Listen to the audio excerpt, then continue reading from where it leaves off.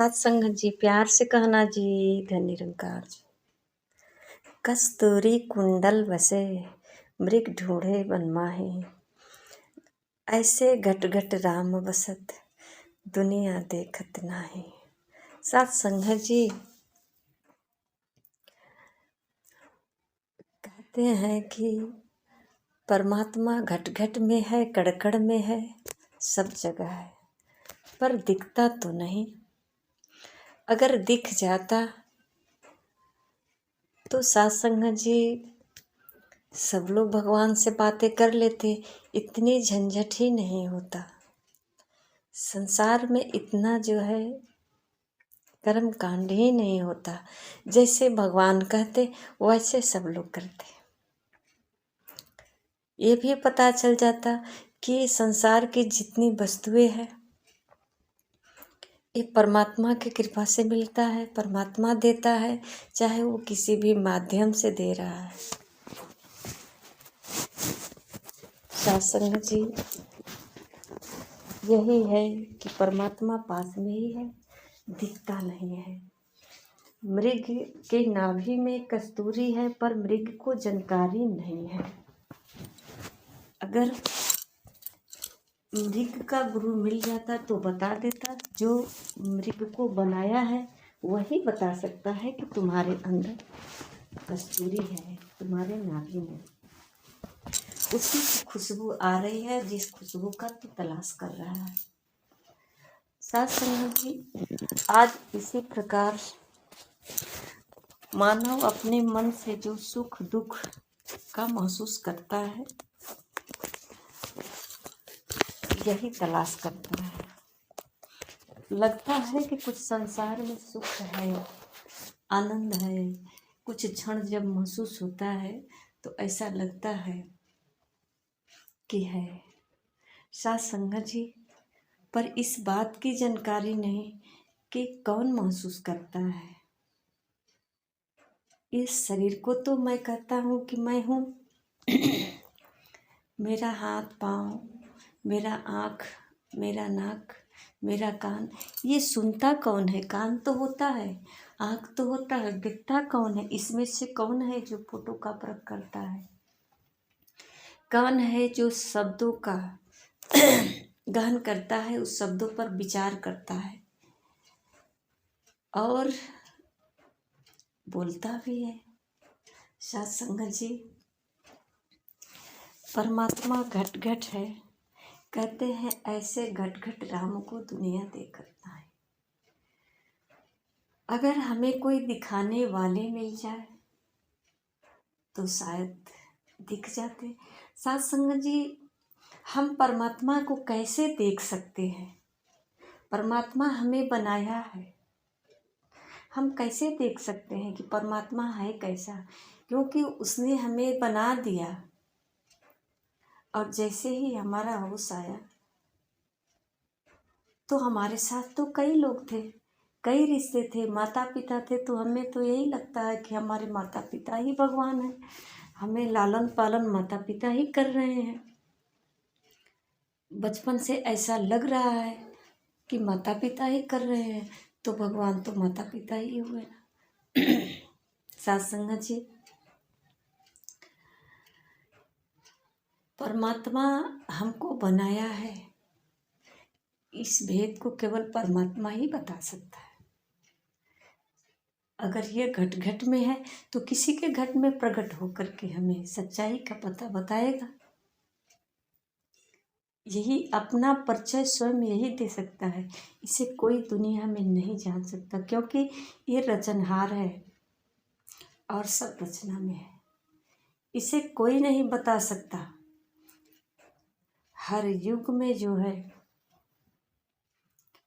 हर युग में इस धरती पे परमात्मा जो है अपना चोला बदल करके संसार में आए।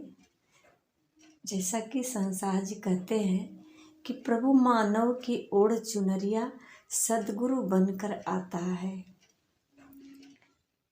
हमराही बनकर आता है। जो इनके चरणों में आ जाता है, जो इनके चरणों में समर्पण भाव से कुछ जानना चाहता है, इनकी भक्ति करना चाहता है, उसे ये वेद बताते हैं। सत्संग जी मानव के ही रूप में तो आते हैं, तो मानव की पहचान कैसे हो सकता है कि परमात्मा किसमें है? राम के रूप में, तो राम का भी तो भगवान राम का भी तो रूप इंसान के तरह है, कृष्ण का भी रूप तो इंसान के तरह है, और इंसान में और भगवान राम में, कृष्ण में, या जितने भी पीर पैगंबर हैं, किसी में अगर शरीर से देखा जाए तो सत्संग जी कोई अंतर नहीं है। जिसने इस धरती पे आ करके कल्याण किया सबका, भक्तों का उद्धार किया, भक्तों का मार्गदर्शक बन करके उसके जीवन में उजाला किया सत्संग जी, उसका भी शरीर मानव का ही रहा, वो भी मानव के ही साथ रहे, मानव से प्यार किए, मानव का कल्याण का, हित का हर समय राह दिखाए, उसे समझाए किस तरह से तुम्हें अपना जीवन जीना चाहिए, किस तरह से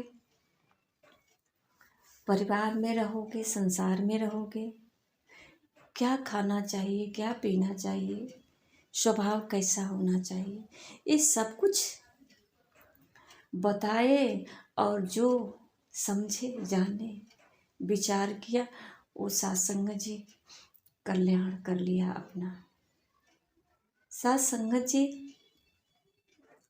एक बहन जी कहती हैं कि कैसे पहचान होगा कि कौन संत है, कौन जो है ज्ञानी, जो हमें ये सब बता सकता है, कैसे पहचान होगी? सत्संग जी कहते हैं साधु की जात न पूछो, पूछ लो ज्ञान की बात। साधु की कोई जात नहीं होती है।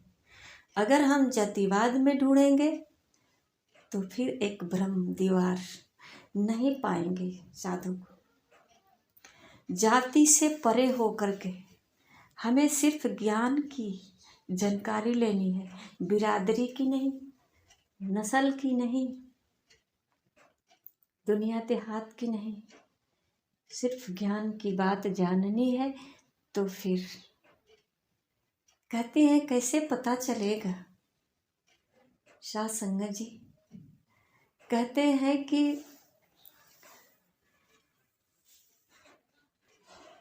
साधु जन जो बाणी बोले सुनना और सुनाना है,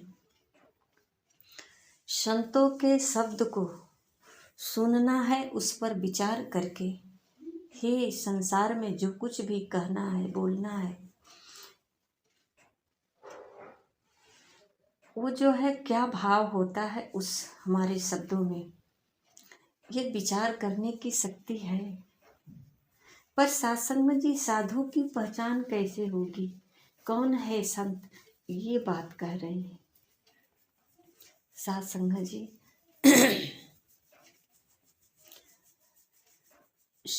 कहते हैं संत महापुरुष के ब्रह्म ज्ञानी संत जो होते हैं, जो सच में फरिश्ते होते हैं, उन्हें कभी सर्दी गर्मी या फिर दुख सुख या इस संसार से किसी प्रकार का न सुख अनुभव किया न पीड़ा अनुभव किया।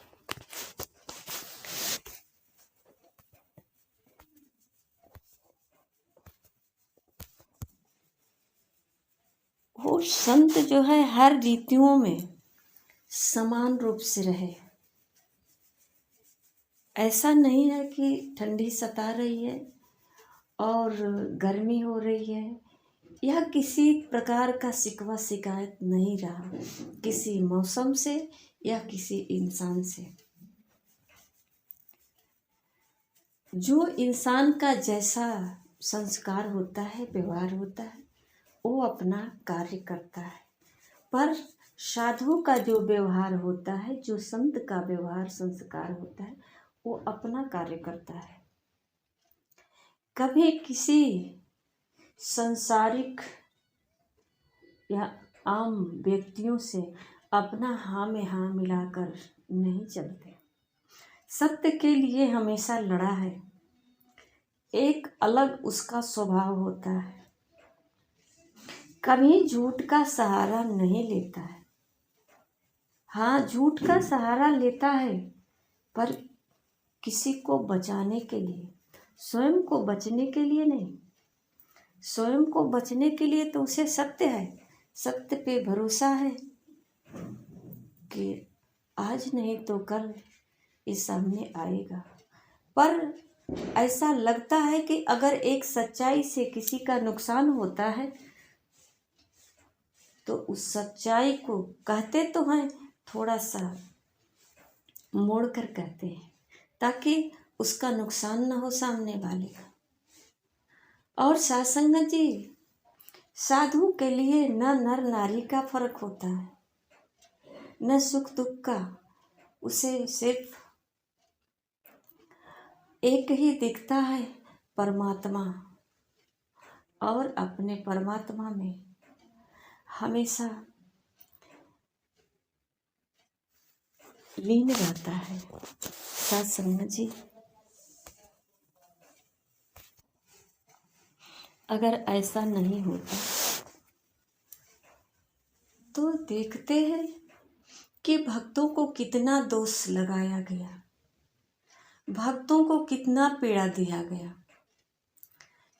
कहीं चोरी का इल्ज़ाम लगा, कहीं दुराचारी का इल्ज़ाम लगा, तमाम प्रकार का इल्ज़ाम लगा। ऐसा कोई भक्त नहीं है संसार में, इस संसार में ऐसा कोई भक्त नहीं है जिसे किसी प्रकार का इल्ज़ाम न लगा हो। दुनिया वाले उसे किसी प्रकार का ताड़ना न दिया हो। मिला है, जो सत्य राह पे चलेगा उसे ताड़ना मिलना ही मिलना है।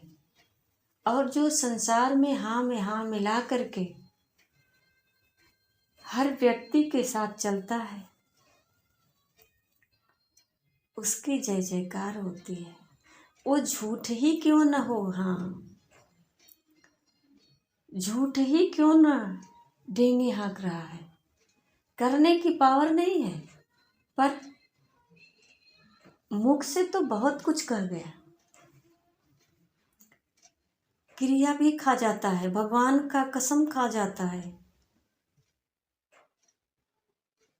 सत्संग जी, साधु का जो है बोल परमात्मा का बोल होता है, कहते हैं ना कि ये लक्ष्मण रेखा है। सत्संग जी, जो शब्दों को नहीं पकड़ पाते हैं, समझ पाते हैं, वही अपना नुकसान कर जाते हैं। भगवान ने सोचने समझने की शक्ति सबको दी है, केवल पशु पक्षी जानवर आदि नहीं समझ सकते। बाकी ये जो मनुष्य योनि वाले हैं, चाहे वो किसी भी बिरादरी का हो, किसी भी देश का हो, सबको सोचने समझने की शक्ति मिली है। अब जिसको जैसा संग मिला, जैसा समय मिला, जैसा संस्कार मिला, वो अपना वैसा व्यवहार किया। संसार में साथ संगत जी,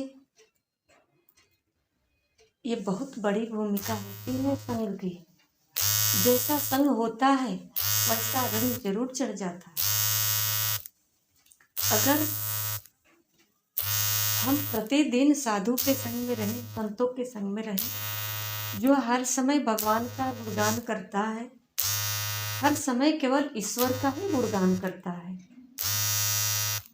हर समय हमें सही राह ही दिखाता है, भले ही उसकी बात अच्छी नहीं लगती, पर अगर हमें सही राह दिखा रहा है तो हमारे कल्याण के लिए ही दिखा रहा है। और वो सच्चा साधु है जो इस संसार से हटकर अलग इसका सोच हो, स्वभाव हो, केवल सही राह दिखाने वाला हो। साथ संगत जी कहते हैं कि सदा नम्रता मन में धारे,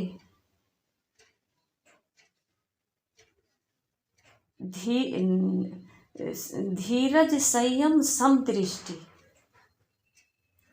संत जनों का गहना है। शीश झुकाकर जग में चलना ये सतगुरु का कहना है। संत जो होते हैं सबके सामने अपना शीश झुकाए रहते और इनके अंदर धीरज संयम होता है।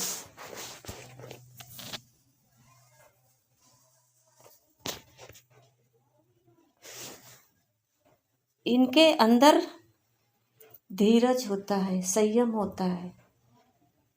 ये कसम नहीं खाते हैं, ये संयम रखते हैं। केवल ये प्यार की मूर्त है, ममता की मूर्त है। ये कभी किसी का नुकसान नहीं कर सकते। इस संसार में इनको पता है कि संसार में विचलित हो सकते हैं। बड़े बड़े ज्ञानी भी विचलित हो गए हैं, प्रमाण भी है। संत महापुरुष हमेशा उदाहरण देते भी हैं। इसलिए साथ संगत जी जो समझते हैं वो यही सोचते हैं कि हमें संतों का संग ही करना है, क्योंकि अगर रंग चढ़ेगा तो संतों का ही रंग चढ़ेगा। हमारा जो संस्कार होगा संतों का ही होगा। वो संयम रखते हैं कि हम संसार में ऐसा कोई संग नहीं करेंगे जिससे हमारे विचार में, व्यवहार में गलत रंग चढ़ जाए, जो हमें ही नुकसान पहुंचाए, औरों को भी नुकसान पहुंचाए। ऐसा स्वभाव न आए, इसलिए साधुओं के संग करते हैं। साथ संगत जी भगवान राम भी नवधा भक्ति में पहले ही तो बात यही शिवरी माता से कहे हैं कि प्रथम भक्ति संग तनकर संगा, यानी कि संतों के संग से बहुत बड़ा असर पड़ता है। प्रथम भक्ति संग तनकर संगा, दूसर रति मम कथा प्रसंगा, यानी कि संतों के संग रहना और संतों का जो मुखार बिंदु से जो हरि का गुणगान होता है उसे ध्यान पूर्वक श्रवण करना। हमेशा तो यही समझाए संतों महापुरुषों ने, आगाह किया कि आप अपने जीवन को संवार लो। इस संसार में ये मन कभी भी विचलित हो सकता है। साथ संगत जी इसलिए इस मन को कंट्रोल करना बड़ी कठिन है। कहते हैं कि अगर संतों के संग रहेंगे तो संतों के चरणों में शायद ये मन लग जाए तो कुछ कंट्रोल हो सकता है। इसमें कुछ रंग साधुओं का ढल सकता है, साधुओं का स्वभाव कुछ इस पर चढ़ सकता है, और यही साधुओं का स्वभाव हमारे लिए कल्याणकारी होगा। ये मानव जीवन के लिए सफलता होगा। साथ संगत जी हमारे पास अगर साधुओं की प्रशंसा करने की, साधुओं का सेवा करने की, पूजा करने की समझ नहीं है तो फिर बुराई भी न करें। संतों को कभी नीचा न दिखाएं, निंदा न करें, इसमें हमारा ही नुकसान होता है। साथ संगत जी, ये भी एक कला है कि हम किसी का प्रशंसा नहीं कर सकते तो बुराई क्यों करते हैं। ये हमारी आंखें किसी में अच्छाई नहीं दिखती है तो फिर सिर्फ बुराई ही क्यों दिखती है। ऐसा तो नहीं है कि सिर्फ अच्छाई हमारे ही अंदर है और किसी के अंदर नहीं है। सबके अंदर अच्छाई और बुराई दोनों है, कहीं अच्छाई तो कहीं बुराई। अगर थोड़ा किसी व्यक्ति में क्रोध न हो तो अपने बच्चे को कैसे समझाएंगे। इसका मतलब क्रोध भी थोड़ा होना जरूरी है। प्यार तो होगा, प्यार तो हर कोई कर लेता है बच्चों से, पर बच्चों के लिए माता पिता या घर का जो जिम्मेदार व्यक्ति है उसके अंदर अगर थोड़ा सा कठोरता ना आए, अगर क्रोध ना आए, वो अपने बच्चे को कैसे डांटेगा, कैसे सही राह दिखाएगा। बच्चे तो मनमानी करते ही चला जाएगा। तो सत्संग जी, ये प्रकृति का नियम है और इसे किस तरह से हमको प्रयोग करना है ये संतों के चरणों में आने पे ही मिलता है सीखने को। कहते हैं कि हम यहाँ सीखने आते हैं, यही सीखने आते हैं कि प्रकृति का बनाया हुआ संसार में सब कुछ है, पर हमें किस जगह पर किसका प्रयोग करना है यही जानकारी संतों से मिलती है। आइए साथ संगत जी, हम संतों के साथ आएं, संतों से कुछ सीखें। ये सीखने के लिए ही हमारा जीवन है। अगर इस बार नहीं सीख पाए तो फिर 84 लाख के चक्कर। कौन जाता है कुत्ते बिल्ली को सिखाने पढ़ाने, कौन जाता है जानवरों के पास सिखाने पढ़ाने। सिर्फ एक मानव ही बंदा है जो सतगुरु के संतों के साथ बैठ सकता है, सीख सकता है, पढ़ सकता है। आइए साथ संगत जी, अगर सच में हम मानव हैं, प्रभु हमें परमात्मा की कृपा से प्रभु ने हमें इतना सुंदर अगर मानव का रूप दिया है तो थोड़ा सा विचार करके अपना जीवन बना लें। संतों के साथ रह करके जीने की कला सीख ले। साथ संगत जी, प्यार से कहना जी, धन्य निरंकार जी।